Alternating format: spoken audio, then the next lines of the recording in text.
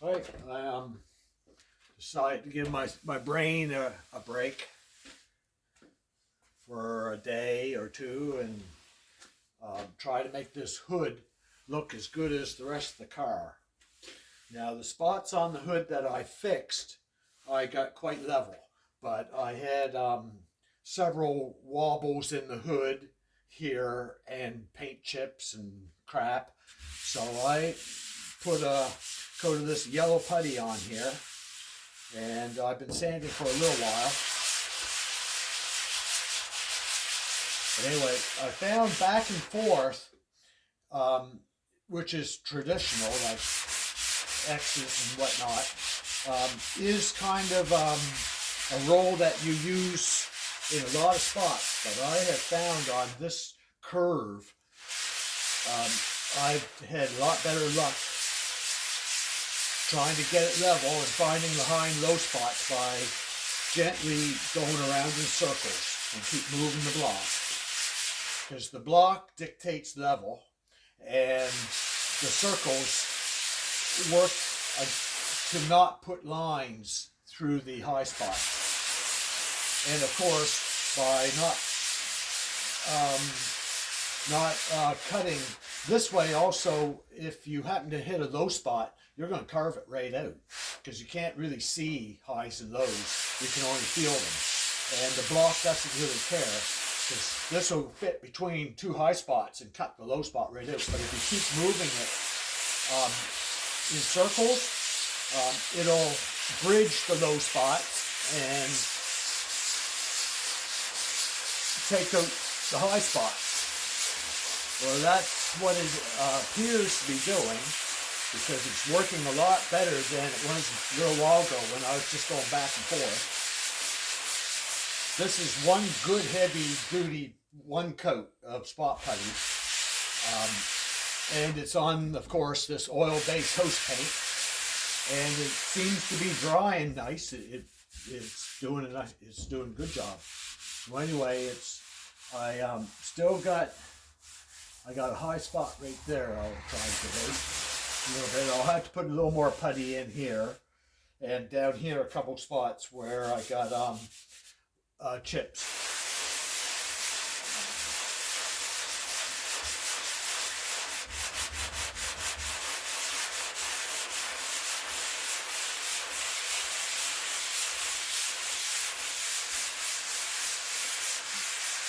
And my next coat I put on will be just extra smooth in only the spots that are obviously low. Like here, there's a lot of paint chips right here, like pretty rough. So I'll be putting a skim over that. But what I'm trying to do is my next coat that goes on is going to be put on thin. That way I have very little leveling issues. But I see right here hits, and there's a low spot here and a low spot here. So that's what I mean. I'll have to put a little more right in here, in this low spot. It's kind of like trial and error. You just put it on, take it off, until you sort of have it in the ballpark where you're happy, and then you move to like a guide coat and then sand it with finer sandpaper. But I've had a lot better luck once I started going like this instead of back and forth.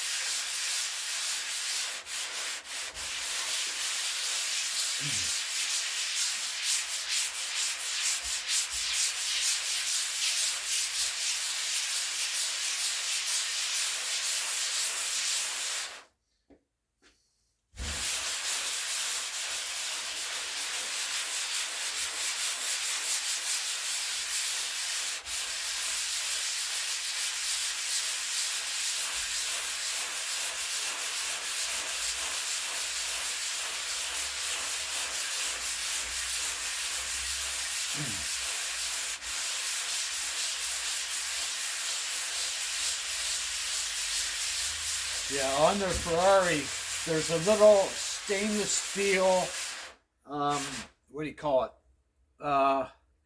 Dust reflector that goes between the spacer or a little, kind of like a spacer at the hub. I had a new one made that's a little bit thicker to make up for the distance of the sleeve inside being worn, so the hub sits in the right place when I'm done. But when I went to put it together, I missed it before, but the little stainless steel sleeve, like a dust sleeve, that goes on before the bearing, before the housing of the bearing goes on, just to keep dirt out from the edge of the seal. The one that they sent me, mine original one got torn in half. So I ordered a new one, and it was quite expensive. But anyway, I kept looking at it, and it was too small. Somehow in the parts numbers, it got messed up where they sent me the wrong one.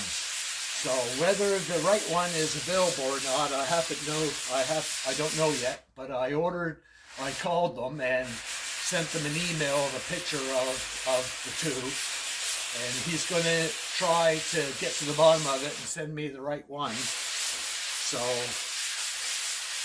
that might take a week or two.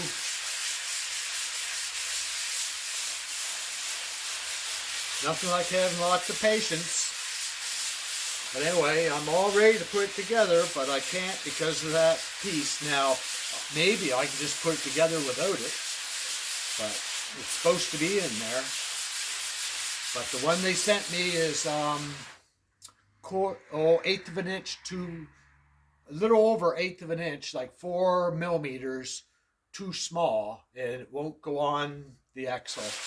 And it's got a little crease in it that doesn't line up with my little spacer that goes on. So, and the original one, the right one, fits perfect. It would, but I don't have that one. And my junked unit that I bought, it's missing. Someone never put it in. So that assembly didn't even have this part. Ooh, that's coming out good. Yeah, I'm still going to have to put a little bit here and a little bit here. And a little bit on those chips there. There was 2 low spots right here. And there's still a low spot here. But yeah, a little bit there. Oh, that circle motion works a lot better than back and forth. It kind of covers all bases. When you go in circles, it takes all the different angles out, all joins as one. Because back and forth is one dimension on many dimensions, and it cuts lines. It like puts like bridges in it. So this,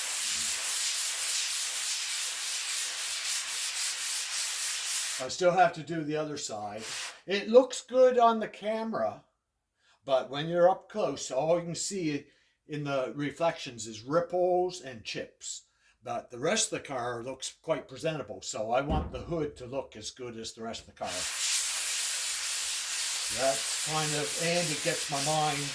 I like staying a little bit busy. I find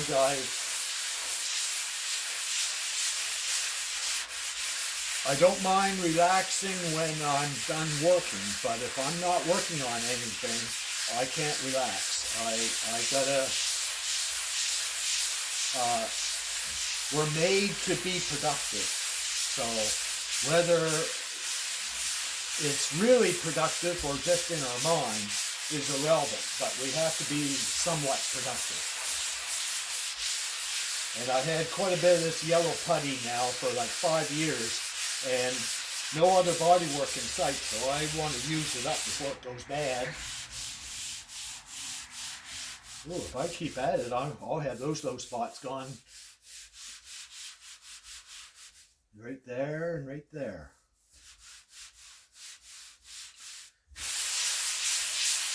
See what happens.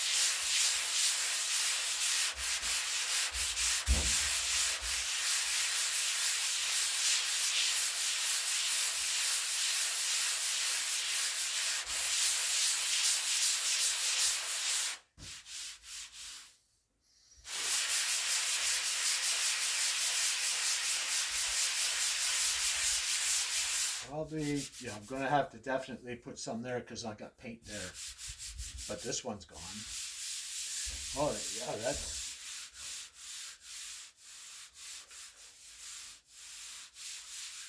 Yeah, I had to put a little more right in here, a little there, and a couple chips down here. But anyway, that's going to be good. But anyway, I'll have to repaint the hood. I'm not doing the car, just the hood. But that'll make the hood look the same quality as the rest, because you can't have the whole car looking presentable and then the hood all chippy. So anyway, I'll see you guys later. Have a good night.